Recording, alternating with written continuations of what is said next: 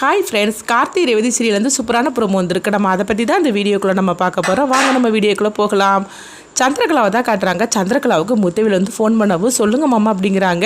மருமகளே, சிவனாண்டி இந்த மாதிரிக்கு ஒரு தப்பான முடிவு எடுத்துட்டா அப்படிங்கிறாங்க. இது கிட்டதுமே அவங்க அதிர்ச்சி அடைகிறாங்க.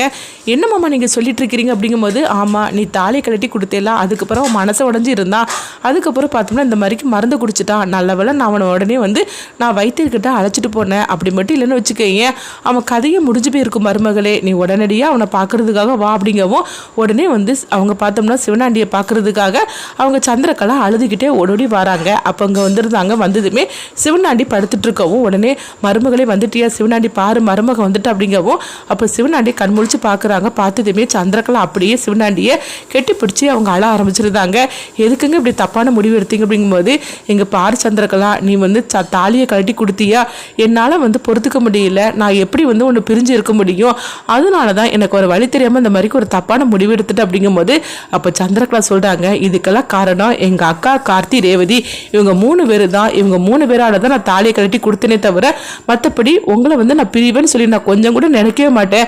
என்னை பற்றி உங்களுக்கு தெரியாது அப்படிங்கும்போது, உடனே சிவனாண்டி சொல்கிறாங்க, சந்திரா, நீ தாலி கழட்டி கொடுத்ததுமே என்னால் தாங்கிக்க முடியல, அதனால நான் என்ன பண்ணணும்னு தெரியாமல் இப்படி பண்ணிட்டேன் அப்படின்னு சொல்லும் போது, எங்கே பாருங்கள், இனிமேல் இந்த மாதிரிக்கு நீ இப்போ செய்யாதீங்க, ஆனால் இதுக்கு காரணமான அவங்க 3 பேரையும் நான் சும்மா விட மாட்டேன் அப்படிங்கும்போது, அப்போ இங்கே பார்த்தோம்னா ரேவதி கேட்டுட்டு இருக்கிறாங்க. என்னப்பா சித்தி வாழ்க்கையில் நடந்துச்சு அப்படின்னு சொல்லி கேட்டுட்டு இருக்கவும், அப்போ ராஜராஜன் ஃப்ளாஷ்பேக்காக கதையை கட்டுறாங்க. அப்போ சிவனாண்டியும் சந்திரகலாவும் லவ் பண்ணி அவங்க கோயிலை வச்சு அவங்க கல்யாணம் பண்ணிக்கிட்டு தாங்க. இந்த விஷயம் தெரிஞ்சு சாமுண்டீஸ்வரி அங்கே ஓடோடி போகிறாங்க. போனதுமே என்ன பண்ணி வச்சிருக்கிற சந்திரகலா அப்படின்னு சொல்லி கேட்டுட்டு இருக்கவும், உடனே சந்திரகலா ஐயோ அக்கா பார்த்துட்டான்னு சொல்லி அதிர்ச்சி அடையவும், இங்கே பாரு, உனக்கு நான் வேணுமா அவன் வேணுமான்னு நீயே முடிவு எடுத்துக்க அப்படின்னு சொல்லவும், அப்போ சந்திரகலா அக்கா எனக்கு நீ தான் வேணும் அப்படின்னு சொல்லிட்டு அவங்க வந்துருந்தாங்க. இதை ஃப்ளாஷ்பேக்காக கதையை காட்டவும், அப்போ அவங்க சொல்கிறாங்க, என்ன இருந்தாலும் சரிதான், சிவனாண்டியா அவள் லவ் பண்ணி கல்யாணம் பண்ணிக்கிட்டாளா, அதனால அவன் என்ன இருந்தாலும் சரிதான், சிவனாண்டி கூட சேர்ந்து வாழறதுக்கு தான் ஆசைப்படுதா, ஆனால் அவங்க அம்மா தான் அப்படி பிரித்து கூட்டிகிட்டு வந்துட்டா, இதனால தான் உங்கள் அம்மா மேலே அவள் இந்த அளவுக்கு வன்மத்தை வச்சுட்டு இருக்கிறா. ஆனால் இந்த விஷயம் உங்கள் அம்மாவுக்கு புரிய மாட்டேங்குது, நம்ம எடுத்து சொன்னாலும் அவள் புரிஞ்சுக்க மாட்டேங்கிறா. இவன் என்னன்னா தான் அக்கா கூட இருந்துக்கிட்டே பழி வாங்கணும்னு சொல்லிக்கிட்டு, ஏன்னா சிவனாண்டிக்கிட்டே இருந்து பிரிச்சுட்டா அவங்க அம்மா அப்படின்னு சொல்லிட்டு அந்த இதை வன்மத்தை வச்சுக்கிட்டு பழி வாங்கிட்டே இருக்கிறா. ஆனால் இதை உங்கள் அம்மாட்ட சொன்னால் அவள் புரிஞ்சுக்க மாட்டேங்கிறாள் அப்படின்னு சொல்லிட்டு இருக்கவும், என்னைக்கு தான் அவங்க சாமுண்டீஸ்வரிக்கு தெரிய வரப்போதும் அப்படின்னு சொல்லிக்கிட்டு ராஜராஜன் சொல்லிட்டு போகிறாங்க. அடுத்ததாக பார்த்தோம்னா கார்த்தியும் மயில் வாகனமும் மயில் வாகனத்துக்காக ஒரு ஹோட்டல் ரெடி பண்ணி கொடுத்தாங்க. அங்கே வராங்க. வந்ததுமே அப்போ உடனே அங்கே எல்லாமே தடபடலாம் வேலை நடந்துக்கிட்டு இருக்கவும், அப்போ அங்கே ஜோசியர் வராங்க. வந்ததுமே அப்போ எப்போ கடை ஓப்பன் பண்ணலாம் அப்படின்னு சொல்லிட்டு இருக்கும்போதே, நாளைக்கு நீங்கள் ஓப்பன் பண்ணலாம், நல்ல நாள் தான் அப்படின்னு சொல்லி பேசிகிட்டு இருக்கும்போதே, அப்போ சிவனாண்டியும் அவங்க முத்துவேலும் வராங்க. என்னது இந்த கடையில் அவங்க 3 பேரும் நின்றுட்டு இருக்கிறாங்க அப்படின்னு சொல்லிட்டு இருக்கும்போதே, அப்போ ஜோசியர் நாள் குறித்து கொடுத்துக்கிட்டு அவங்க வெளியே வரும்போது, உடனே ஜோசியர்கிட்ட கேட்டுட்டு இருக்கிறாங்க, அம்மா என்ன அங்கே நடந்துக்கிட்டு இருக்குது அப்படின்னு சொல்லிட்டு இருக்கவும், இல்லை அங்கே கடை திறக்க போகிறாங்க, அதுக்கு தான் நல்ல நாள் குறித்து கொடுத்துட்டு அப்படிங்கும்போது, யாருடைய கடை அப்படிங்கும்போது, மயில் வாகனம் தான் திறக்க போகிறாரு, நாளைக்கே நல்ல நாள் அப்படின்னு சொல்லிட்டு அப்படிங்கவும், இது கெட்டதுமே உடனே முத்துவேல் சொல்கிறாங்க, இங்கே பாரு மகனே, என்னது மயில் வாகனம் கடை திறக்க போகிறானா, அவனுக்கு எப்படி இப்படி பணம் வந்திருக்கு அப்படிங்கும்போது, வேற யாரு கொடுத்துருப்பான், அந்த டிரைவர் பையன் தான் கொடுத்துருப்பான், அவன் எப்படி கடை திறந்துருவான்னு நானும் பார்க்குறேன் அப்படின்னு சொல்லிட்டு போகவும், எங்கே பார்த்தோம்னா மயில் வாகனம் கார்த்திக் ரொம்பவே நன்றி சொல்கிறாங்க. இன்னைக்கு நான் ஒரு அந்தஸ்தில் இருக்க போகிறேன்னா அதுக்கு நீ தான் கார்த்திக் காரணம், ஒன்னால தான் எனக்கு இது எல்லாமே கிடைச்சது அப்படிங்கும்போது, என்னன்னா இப்படிலாம் நீங்கள் பேசிட்டு இருக்கிறீங்க, உண்மையில சொல்ல போனால் நான் உங்களை அண்ணனாக தான் நினச்சிட்டு இருக்கிறேன், அப்படி இருக்கும்போது என்னுடைய அண்ணனுக்கு நான் செய்ய மாட்டேன் அப்படிங்கவும், அப்போ மயில் வாகனம் சொல்கிறாங்க, இல்லை கார்த்தி, நீ என்னதான் சொன்னாலும் சரிதான், ஆனாலும் என் மனசு கேட்க மாட்டேங்குது, உண்மையிலேயே உனக்கு எத்தனை நன்றி சொன்னாலும் நான் கடமைப்பட்டிருக்கிறேன் அப்படிங்கும்போது, சரி வாங்கண்ணா நம்ம போகலாம் அப்படிங்கும்போது, எங்கே கார்த்தி அப்படிங்கும்போது, நீங்கள் வாங்க அப்படின்னு சொல்லி கூட்டிகிட்டு போகிறாங்க. அங்கே பார்த்தோம்னா ஒரு பெரிய வீட்டில் வேலை நடந்துட்டு இருக்குது. என்ன கார்த்தி, இந்த வீட்டில் வேலை நடந்துட்டு இருக்குது, யாருக்காக அப்படின்னு சொல்லிட்டு இருக்கும்போது, ரேவதிக்காக தான் இந்த வீடை நான் கட்டிக்கிட்டு இருக்கிறேன் அப்படிங்கிறாங்க. இப்படி சொன்னதுமே மயில் வாகனம் ரொம்பவே சந்தோஷப்பட ஆரம்பிச்சிருந்தாங்க.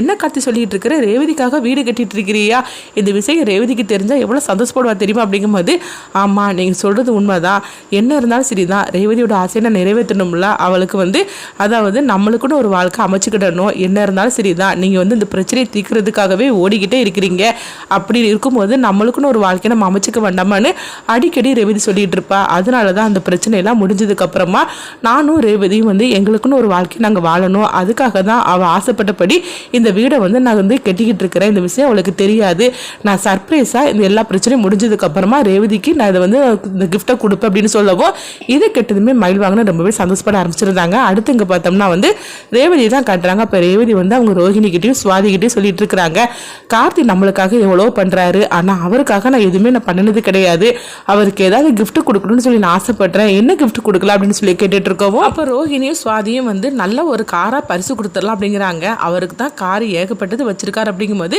அவர்கிட்ட அந்த பரிசு இல்லாமல் இருக்கணும் அப்படின்னு சொல்லவும் அப்போ என்ன கொடுக்கலாம் அப்படின்னு சொல்லிக்கிட்டு 3 பேரும் சேர்ந்து யோசனை பண்ணிகிட்டே இருக்கிறாங்க. அப்போ உடனே ரேவதிக்கு ஐடியா வருது, அவருக்கு ஒரு பைக் வாங்கி கொடுத்துடலாம், ஏன்னா அவர் இது வரைக்கும் பைக்கை ஓட்டி நம்ம பார்த்ததே கிடையாது அப்படிங்கும்போது உடனே ரோஹிணி சுவாதியும் சொல்கிறாங்க, ஆமாம் ரேவதி நீ சொல்கிறது கரெக்டு தான், கார்த்தி பைக்கை ஓட்டி நம்ம பார்த்ததே கிடையாது, சரியான கிஃப்ட்டு தான் வந்து சொல்லியிருக்கிற அப்படிங்கும்போது அப்போ நம்ம பைக்கே நம்ம கிஃப்டாக கொடுத்துருது அப்படின்னு வந்து ரேவதி சொல்லிக்கிட்டு அவங்க ரொம்பவே சந்தோஷப்பட்டு இருக்கிறாங்க.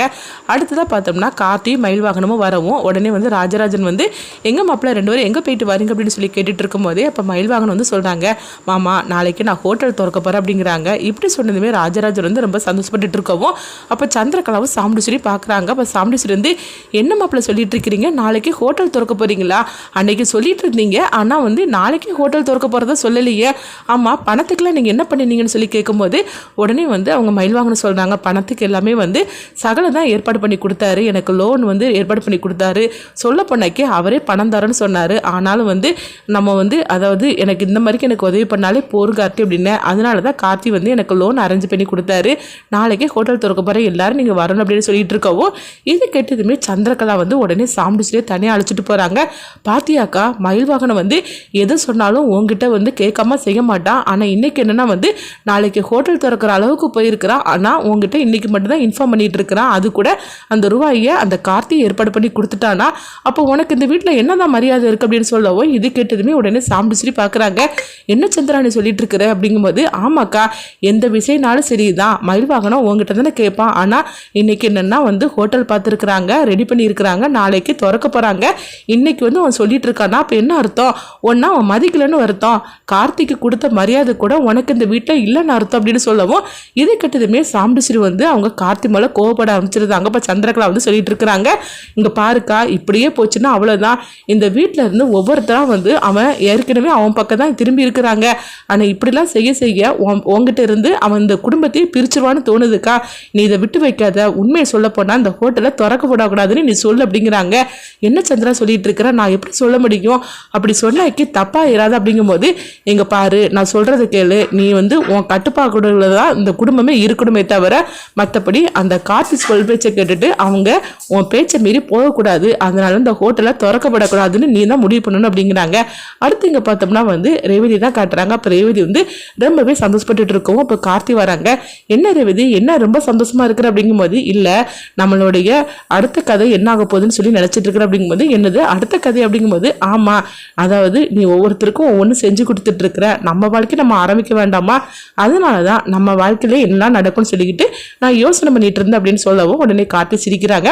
அடுத்து என்னெல்லாம் நடக்க போகுது அப்படிங்கிறத வெயிட் பண்ணி பார்க்கலாம்.